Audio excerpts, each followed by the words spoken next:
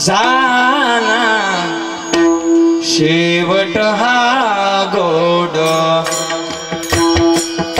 झाला शेवट हा गोड शेवट हा गोड शेवट हा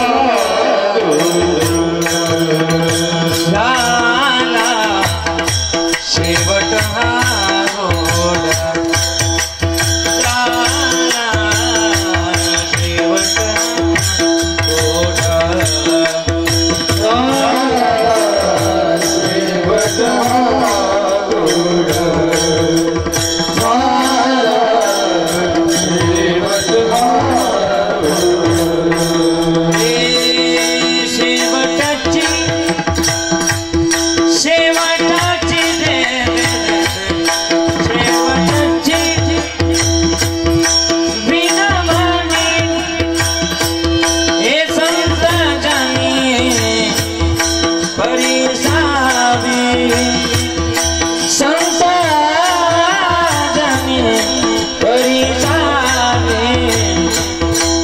गोड विसरतो न पडावा माझा देवा तुम्हारी माझा देवा तुम्हारी विसरतो न पडावा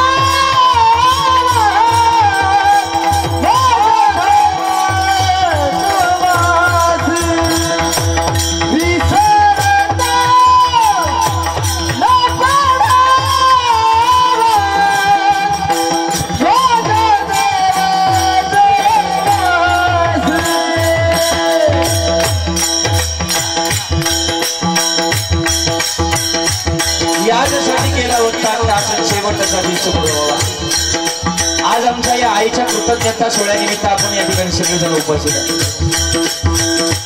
आज किती बोलावं आईबद्दल मी बोललेलोच आहे।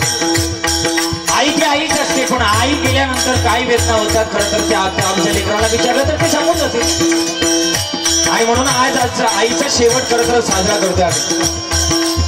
आई तुझं वर्णन जर करायला गेलं तर या जगतामध्ये तुझ्याबद्दल मोठं कोण आहे म्हणून आज आई वर्णन करतो तुझ्याबद्दल।